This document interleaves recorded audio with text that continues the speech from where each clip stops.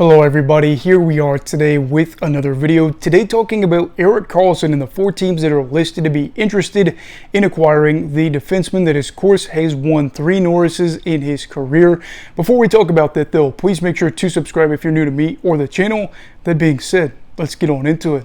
So the first team is the Carolina Hurricanes. They are coming off of another Eastern Conference Final appearance.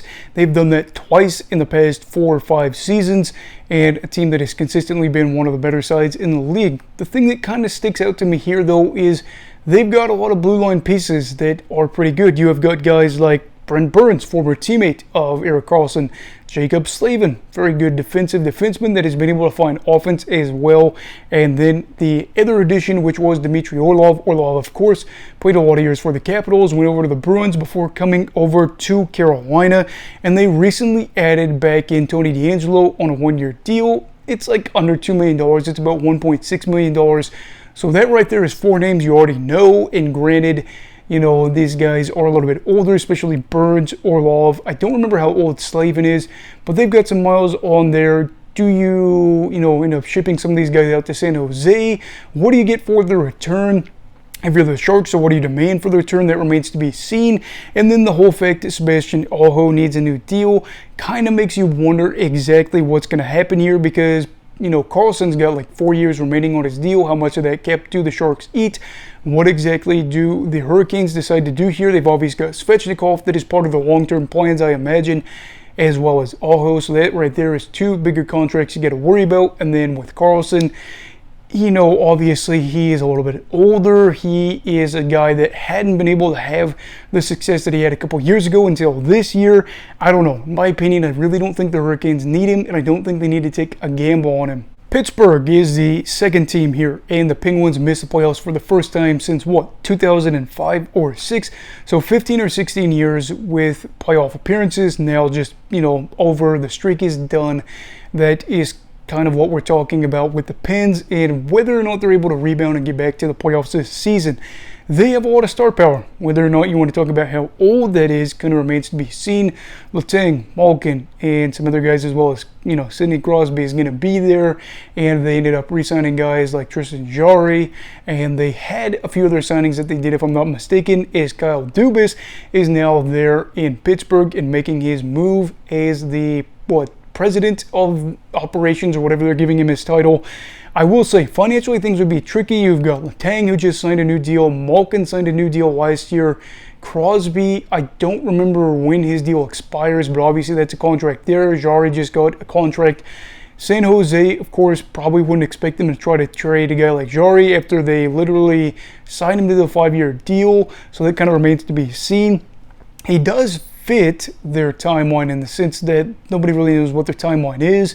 We've talked about the fact that they really want this core to be able to have as many chances to hoist Lord Stanley one more time before they retire, and he definitely would probably, at this point, I think if the offense continues to play that way, will be their best blue liner, but at the same time, finances and age.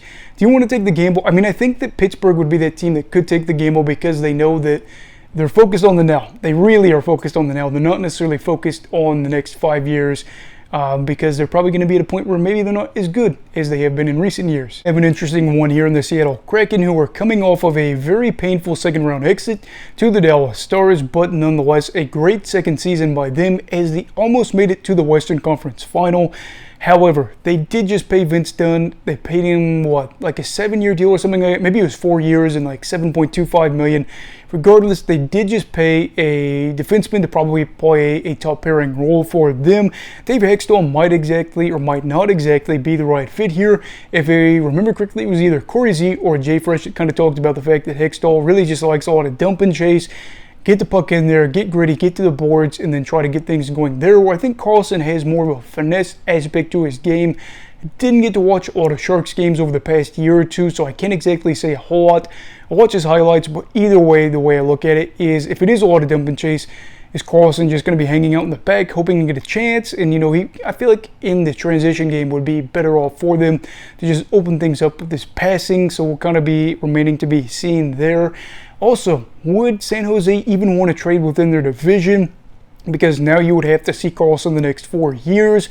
on a team that looks pretty good, and depending on how your return is, if it's bad, Mike Greer, the GM for the Sharks, might say, man, the last thing I want is a bad return or things not to pan out, and then we have to see him for 4 years just spanking us the 3 or 4 times we play him a season.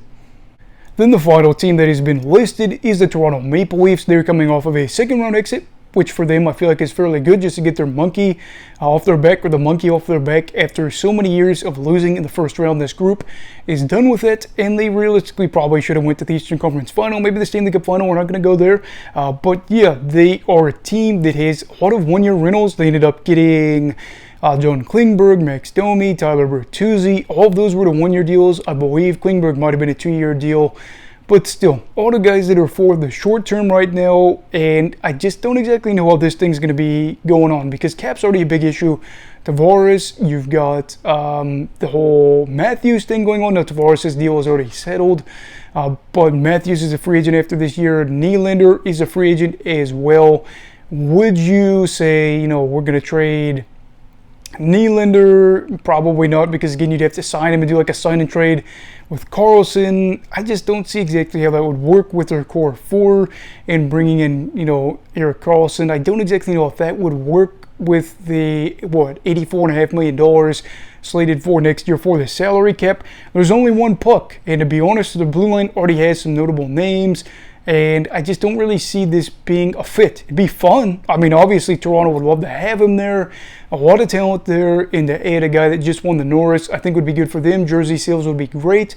But all in all, I don't really feel like it's a fit. So out of these 4, I don't really feel like 3 of them are a great fit necessarily, especially with cap and age and money and all that. So I guess Pittsburgh would make the most sense, but they just made a bunch of signings in the offseason, and I don't exactly know what their cap is like, but I'm pretty sure they're up there against the cap. Anyway, what are your thoughts on this? Do you think that Karlsson will be traded? Do you think it'll be to one of these 4 teams? What do you think would have to be given up to get the Norris winner? Let me know down below in the comments. Also, please make sure to like this video if you enjoyed it. Subscribe if you're new. Everybody stay safe. Have a great night. You go have hockey all right. Goodbye, Brigadiers and Brigadettes. This is your captain signing off. Have a great night.